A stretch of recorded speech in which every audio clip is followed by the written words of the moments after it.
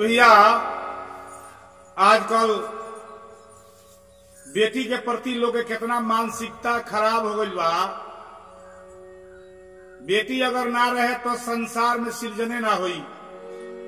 बेटी अगर ना हुई तो हमारा रउरा घर में मंगल ना हुई। आज वही बेटी के जन्म पर कुफुत लोग हो जाता, सोचे लागता कि घर में बेटी बिया तब का हुई, शादी कैसे हुई। सबके जरबा दहेज। अगर दहेज के हम रउआ कसम खाली की ना लह जाई, जौन बेटी आहा दी वही में सबूर को लह जाई, तो आज हेतना बेटी के हत्या ना हुई। लेकिन विचार करी, 4 गो बेटा वाला और प्रदेश में आ चिट्ठी जाई, खबर जाई, फोन जाई कि हमार मियाज खराब बात तनी आवो, तो लड़का के फुर्सत नहीं खे, ओकर परमानेंट लौकता। लेकिन अगर खबर बेटी के कान में चल गई प्रदेश में भी या ये माई के तबीयत खराब बा, बाबूजी के तबीयत खराब बा, तो अपन कमीनी धमीनी समय ना देखी, चट आई पहले पापा आ माई से भेंट करे खतरा। लेकिन युग दुनिया कितना खराब बा। पर एक भजन बा, दहेजवा के आग, दहेजवा के आग कितना तेज हो गई, दहेजवा के आग कितना तेज हो गई, बेटी जनमावल परहेज हो गई, दहेजवा के आग कितना तेज हो गई, बेटी जनमावल परहेज हो गई।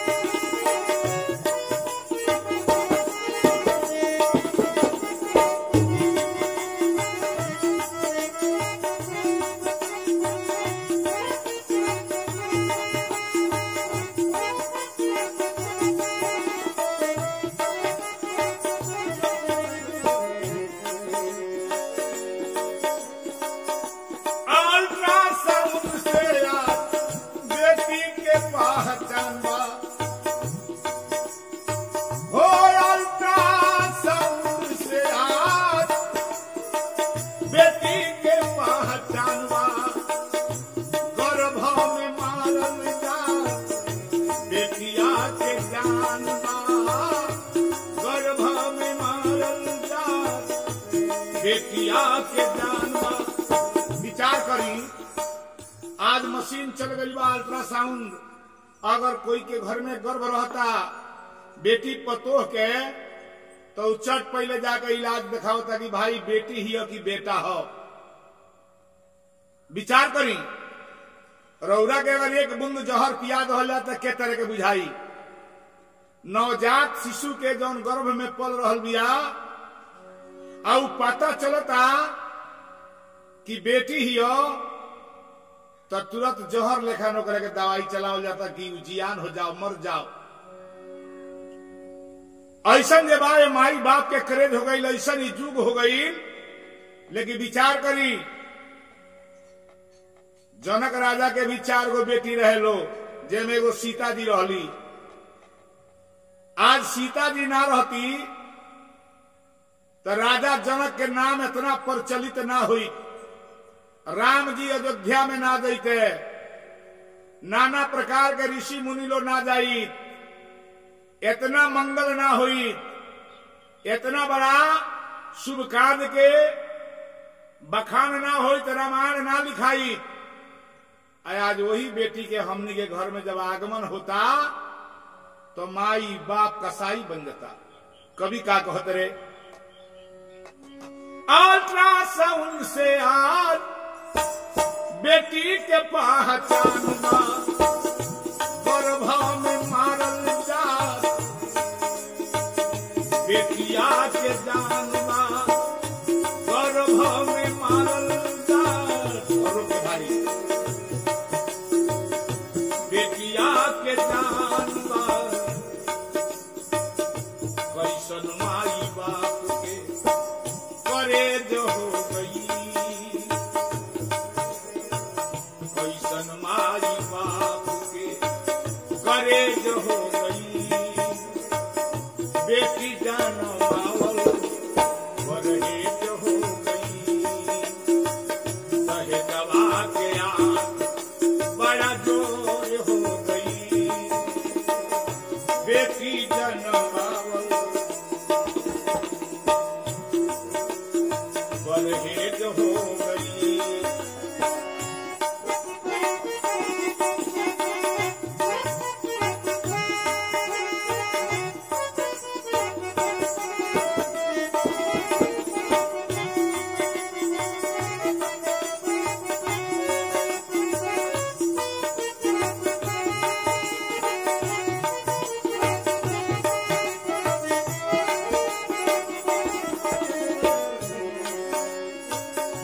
आवता समय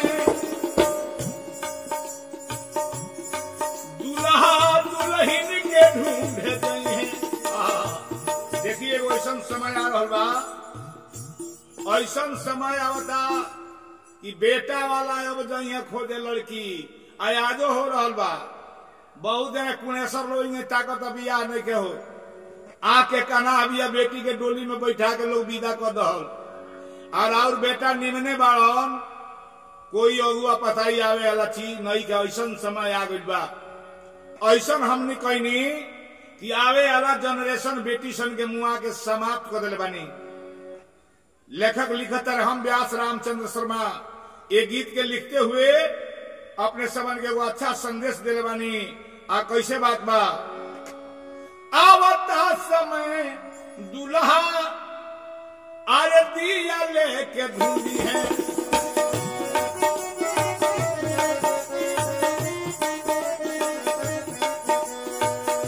मार दे हम बेटी तो बहू कहाँ से मिली है मार दे वो बेटी तो बहू कहाँ से मिली है। महाराज कितना सुंदर बात बा कि आवत समय दुल्हा दिया लेके ढूंढी है और मार दे वो बेटी तो बहू कहां से मिली है। शर्मा रामचंद्र कैसन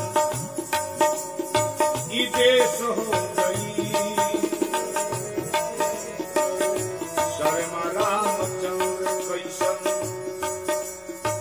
ई देश हो गई बेटी जानो मावल परहेज हो गई।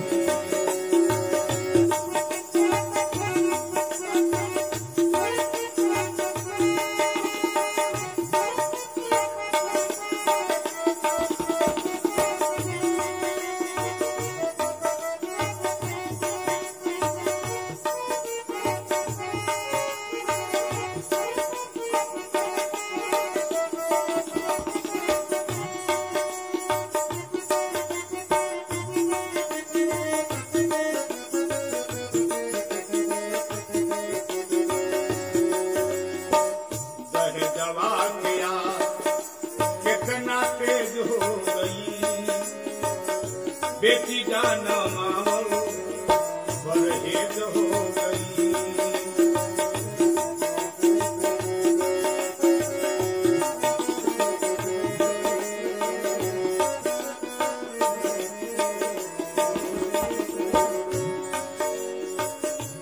आहो विधाता कहे ऐसा माती मरला बेटियन के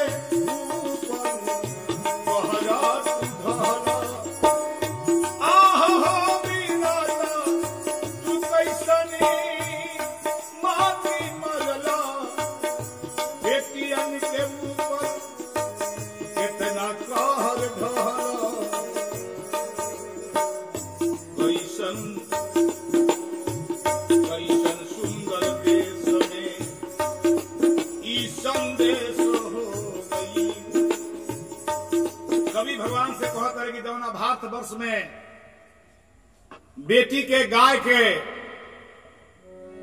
धर्म के माई बाप के पूजा होत रहे, हे विदाता ये भारत वर्ष में लोग के मत कितना खराब कर देलो कि आज भाई भाई के दुश्मन बन गई बा, बेटा बाप के दुश्मन हो गई बा, बेटी मतारी के दुश्मन हो गई बिया, संस्कार खत्म हो गई बा, पूजा पाठ के नियम लोग बदल रहल। हे विधाता ऐसा सुंदर राम कृष्ण के धरती के का मत में लोग के समवा देलो। अरे आओ सुधार करो, आहो विधाता कैसन सबके मोती मरलो, राम कृष्ण के दसवा के बदनामी में धरलो। शर्म रामचंद्र जी, शर्म रामचंद्र बड़ा कलेश हो गई, शर्म रामचंद्र बड़ा कलेश हो गई।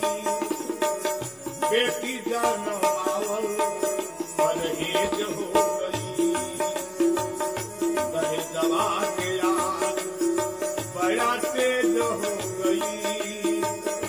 बेटी जनमावल परहेज हो गई।